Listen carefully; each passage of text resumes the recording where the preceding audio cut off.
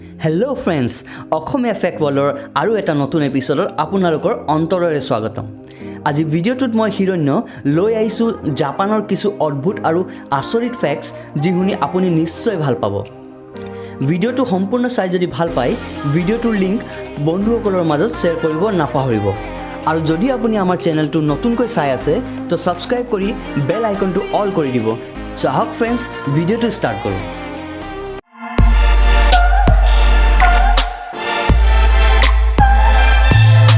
জাপানৰ পাৰ্কিং ৰুলছৰ সুব্যৱস্থা খুবেই ধুনীয়া, লগতে ভবাতকৈ অধিক ষ্ট্ৰিক্টো। কাৰণ জাপানত যদি আপুনি চাইকেল এখনো ভুলকৈ পাৰ্কিং কৰে, তো তাতো কিন্তু চালান কাটিব লগা হয়।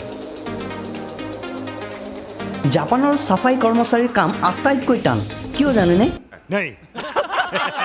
কাৰণ জাপানৰ ডিচিপ্লিন ইমানেই ষ্ট্ৰিক্ট যে ৰাস্তাত লেতেৰা নথকাৰ বাবে চেপেনা জাতীয় সঁজুলি লৈ সৰু সৰু পাতৰ টুকুৰা বিচাৰি ৰাস্তাৰ পৰা আঁতৰাবলগীয়া হয়। জাপানত পাৰ্কিং সুব্যৱস্থা আছে, কিন্তু এই ব্যৱস্থা যাতে বেয়া নহওক তাৰ বাবে গাড়ী কিনাৰ আগমুহূৰ্তত প্ৰমাণ কৰিবলগীয়া হয় যে আপোনাৰ লগত নিজৰ পাৰ্কিং ঠাই আছে।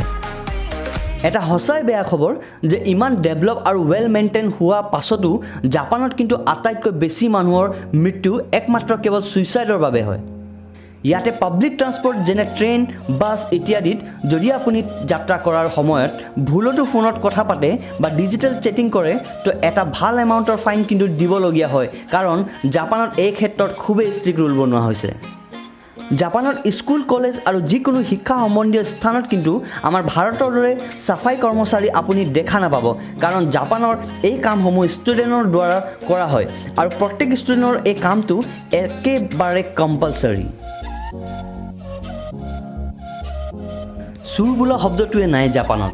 ইয়াৰ মানুহবোৰে এইটো নাভাবে যে তেওঁলোকৰ সম্পত্তি কেতিয়াবা যে চুৰ হ'ব, যাৰ বাবে ইয়াত শ্বপিং ষ্ট'ৰসমূহত দোকানীয়ে নাথাকে।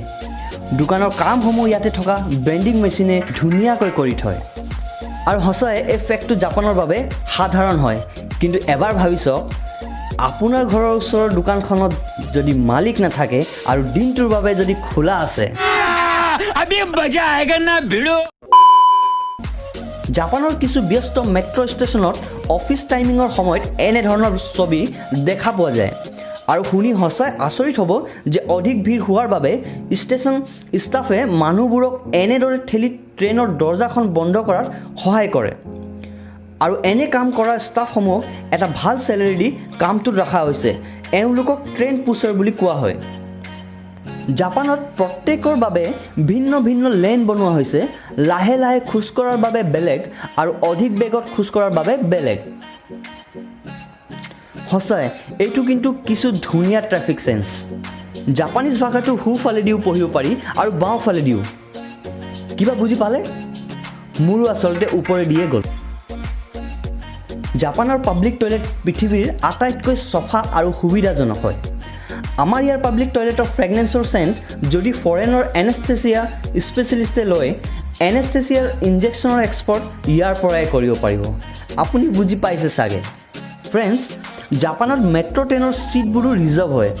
আৰু আপুনি নুবুজিলে, লোকেল ট্ৰেইনৰ ছিটবোৰো ৰিজাৰ্ভ থাকে। লোকেল ট্ৰেইন আমাৰ যেনেকৈ ইয়াত চলে লোকেল ট্ৰেইন। আৰু আমাৰ লোকেল ট্ৰেইনবোৰততো টিটি যায় কেইবাৰ সেইটো আপুনি ভালদৰে জানে। আৰু টিটি যদি বাই চান্স আহিও যায়, তো আপুনি ভাবিছে নেকি নামিব যে পাৰিব? জাপানত অভাৰৱেট থকা মানুহ আপুনি খুবেই কম দেখা পাব। কাৰণ এওঁলোকক পালোৱানবোৰেতো গোটেই ৱেইটখিনিয়ে লৈ থৈছে। পালোৱান অৰ্থাৎ চুমো পালোৱান। জাপানত কিউ অৰ্থাৎ যিকোনো অফিচিয়েল বা আন কামবোৰৰ বাবে যে আমি শাৰী পাতোঁ, সেইটো কিউ। তেওঁলোকে এই কিউ বোলা বস্তুটো তেওঁলোকে খুব ডিচিপ্লিনভাৱে কৰে। আৰু আমাৰ ইয়াততো জানেই, कभी किसी के पीछे नहीं खड़े होते, जहाँ खड़े हो जाते हैं लाइन वहीं से शुरू होती है। জাপানত দোকানীসকলে ডেইলি বিক্ৰী কৰি পোৱা ধনসমূহ নিজৰ হাতেদি নুচুৱে। তাৰ বাবে স্পেচিয়েল মেচিন থোৱা যায়, য'ত তেওঁলোকে পইচা ভৰায় আৰু খুচৰা অট'মেটিক ওলাই ডাইৰেক্ট কাষ্টমাৰ হাতত, without touching the money. So' friends, এয়াই আছিল কিছু ফেক্টছ জাপানৰ হয়। মই হিৰণ্য, নেক্সট আকৌ লগ পাম। ভিডিঅ'টো ভাল লাগিলে ছাবস্ক্ৰাইবটো দবাই মোবাইলটো ফুটাই নেপেলাব। লকডাউন চলি আছেতো, বনাব ক'ত পিছে। ধন্যবাদ।